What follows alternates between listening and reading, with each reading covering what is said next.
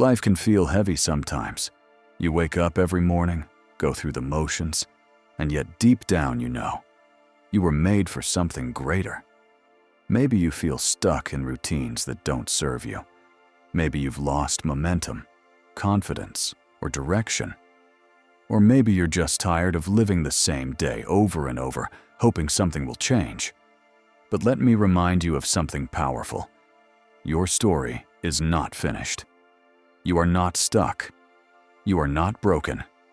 You are not defined by your past. At any moment, you can choose to reset, rebuild, and rise again. And that's what this video is all about. Today, I'm going to share with you 10 powerful practices to fix your life. These are not empty ideas. They are proven, practical, daily habits that can help you shift your mindset, strengthen your discipline, and reclaim your purpose. This video isn't here to entertain you, it's here to transform you. And if you stay with me until the end, you'll walk away with a roadmap, a set of tools you can use to rebuild your confidence, refocus your energy, and step into the life you were meant to live. But before we dive in, I want to ask you for something simple yet important. Subscribe to this channel right now if you're serious about growth and transformation. Turn on the notification bell so you never miss powerful content like this that can change your life. And if what I say today speaks to you, hit that like button, share this video with someone who needs it, and comment "True" down below to let me know you're committed to taking control of your life starting today. Every interaction, every like, every share, every comment tells me that you're not just watching, you're applying. You're ready for change. And I promise you, when you surround yourself with a community of people committed to growth, the journey becomes so much stronger. So lean in, eliminate the distractions. Give yourself this moment, because this might be the turning point you've been waiting for. Let's go step by step, practice by practice. And by the end of this video, you'll see that fixing your life isn't just possible, it's inevitable if you're willing to put these 10 practices into action. Chapter 1. Practice 1. Master the morning. The first practice to fix your life begins the moment you open your eyes. Most people start their day on autopilot, scrolling through social media, rushing, reacting, already behind before the day even begins. And then they wonder why they feel drained, scattered, and unfocused. But here's the truth. Your morning sets the tone for your entire life. If you control the morning, you control the day. And if you control the day, you control your destiny. Powerful men and women throughout history understood this. Marcus Aurelius began his mornings with journaling. Benjamin Franklin mapped out his day before the sun came up. Modern achievers guard their mornings like treasure because they know what you do first thing in the morning determines how strong, disciplined, and centered you will be for the rest of the day. So how do you master your mornings? It's not about following a perfect 5 a.m. club routine. It's about intentionality. Before you check notifications, before you dive into work, give the first moments of your day to strengthening your mind, body, and spirit. Wake up early, before the world demands your attention. Move your body. Exercise, stretch, or walk to wake up your energy. Feed your mind. Read, journal, or meditate instead of drowning in noise. Set your focus. Decide the top 3 things you will accomplish today. This one practice alone can transform your life, because when you own your morning, you stop reacting and start leading. You stop drifting and start directing. Every morning becomes a fresh opportunity to design the life you want, brick by brick, decision by decision. So the first practice is simple, but it's not easy. Take control of your mornings, and you'll take control of your life. Chapter 2. Practice 2. Take full responsibility. The second practice to fix your life is the hardest, but also the most liberating. You must take radical responsibility for everything in your life. Not some things, not just the good things, everything. This is where most people get stuck. They blame their parents, their boss, the economy, the government, their circumstances. And yes, life is unfair. You didn't choose where you were born, what struggles you inherited, or what obstacles came your way. But here's the truth. Blame keeps you powerless, while responsibility makes you powerful. The moment you say, "I'm responsible for where I am, and I am responsible for where I'm going," everything changes.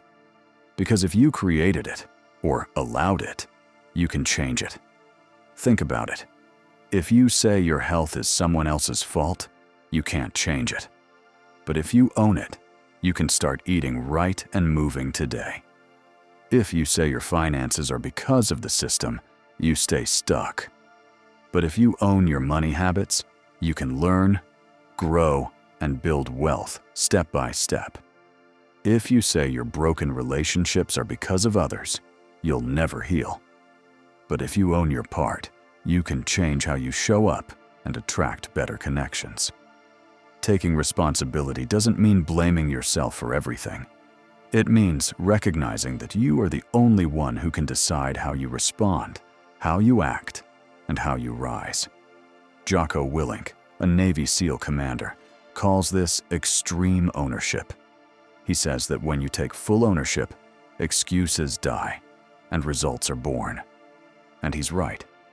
Responsibility is not a burden. It's a weapon. It puts the power back in your hands. So here's the second practice to fix your life. Stop pointing fingers. Stop waiting for someone to rescue you and own your life completely.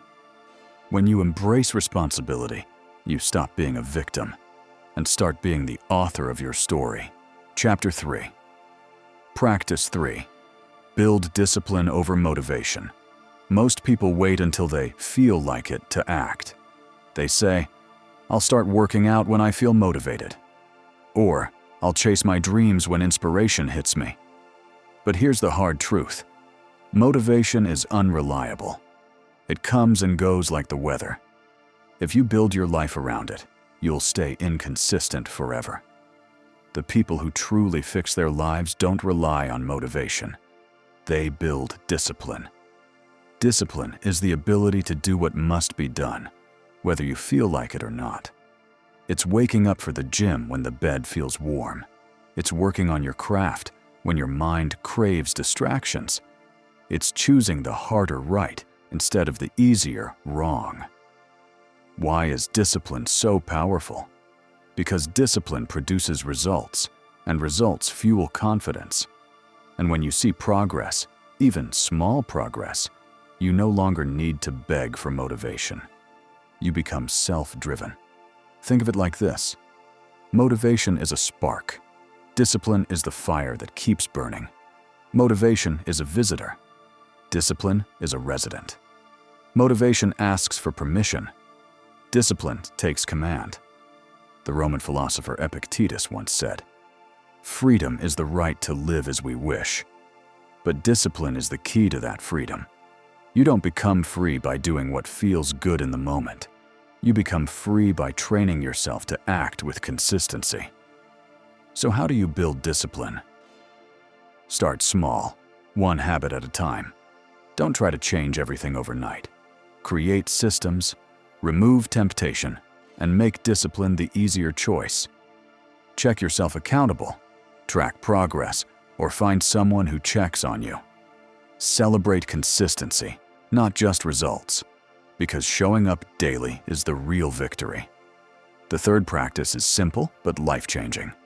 Stop chasing motivation, start building discipline. Because once discipline is in place, your life becomes unstoppable. Chapter 4. Practice. 4. Guard your environment. Here's something most people underestimate. Your environment shapes your destiny. You can have the best goals, the strongest willpower, and the deepest desire for change. But if your environment is toxic, you will struggle to grow. Why? because human beings adapt to their surroundings. If you spend time with people who complain, you will complain. If your home is cluttered, your mind will feel cluttered. If your circle is lazy, undisciplined, and careless, eventually, you'll reflect the same energy. Jim Rohn once said, "You are the average of the 5 people you spend the most time with." And he was right.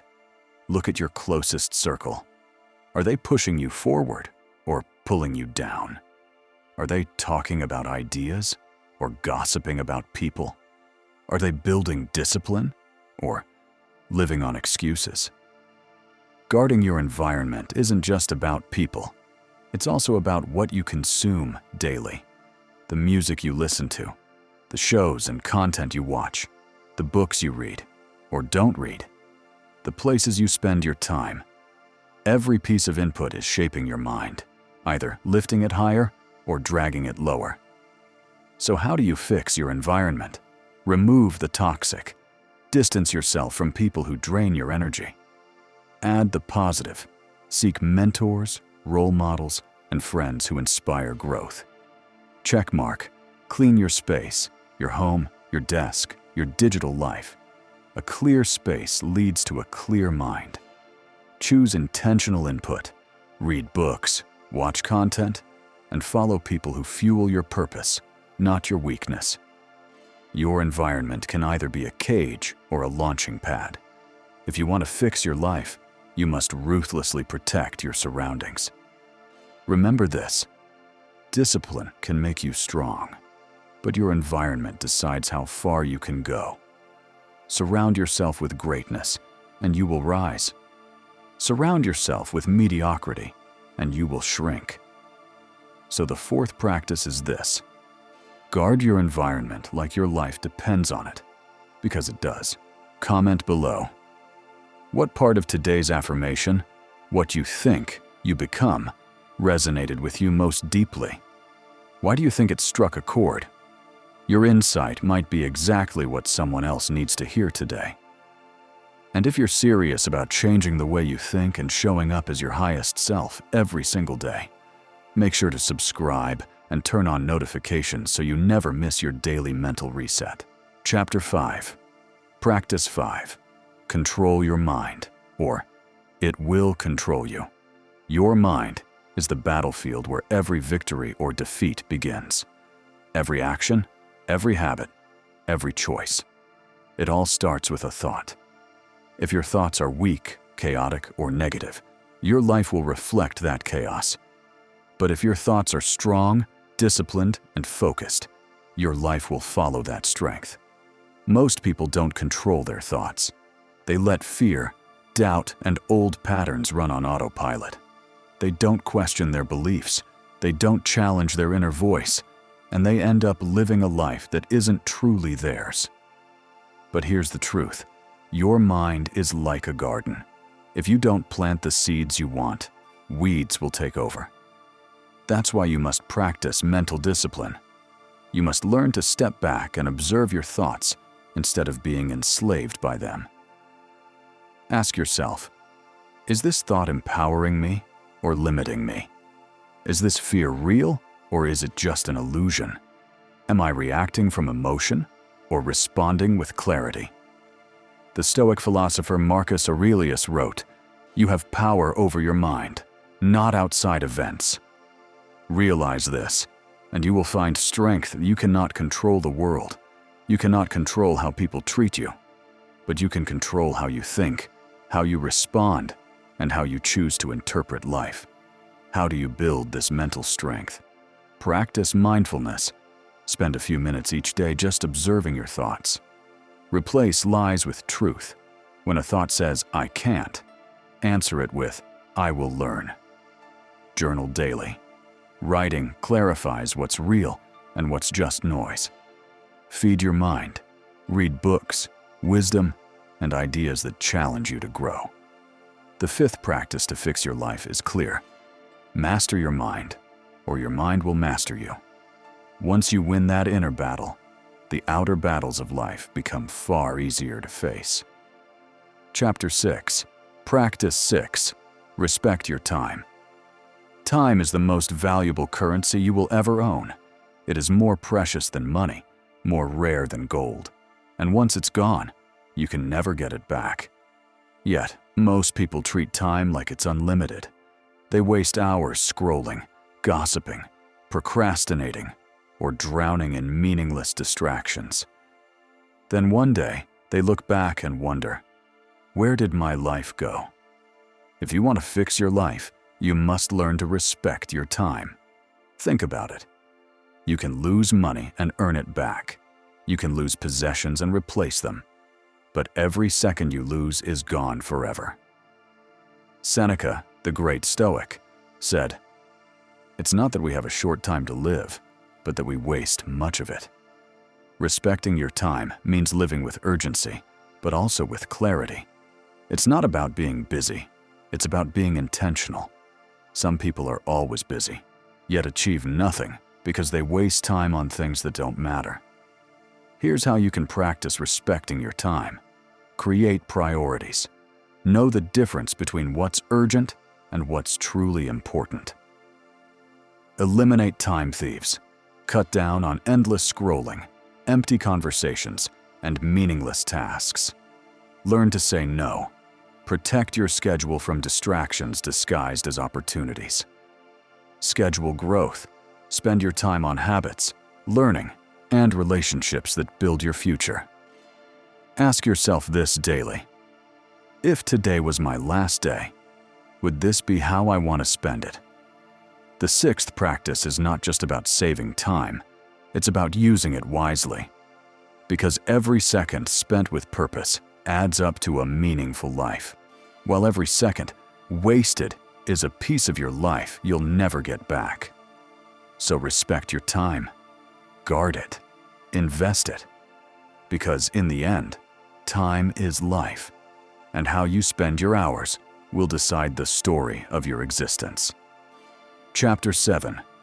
Practice 7. Strengthen your body. Strengthen your life. Your body is the vehicle through which you experience everything in life. Yet too many people treat their body as if it were indestructible, feeding it garbage, neglecting movement, and wondering why they feel weak, sluggish, or depressed. Here's the truth. A weak body creates a weak life. A strong body creates a strong life. When you take care of your body, you're not just building muscle or losing weight. You're building discipline, energy, and resilience that affects every other area of your life. Think about it. When your body is strong, you carry yourself with confidence. When your body is healthy, your mind functions sharper. When your body is resilient, challenges feel smaller because you've already trained yourself to endure discomfort. The ancient Greeks believed that training the body was just as important as training the mind. And modern science agrees. Exercise reduces stress, boosts focus, and elevates your mood. So how do you strengthen your body? Move daily. Whether it's the gym, running, calisthenics, or even walking. Motion creates energy. Eat with purpose. Fuel your body. Don't poison it. Choose foods that give life, not just comfort. Rest intentionally. Sleep is not laziness. It's recovery for growth. Test yourself. Push your limits through discipline, not comfort. The seventh practice to fix your life is simple.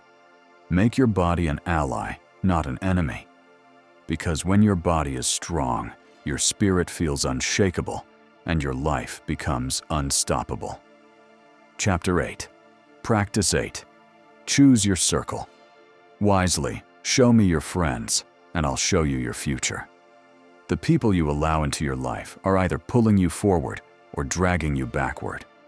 There's no in between.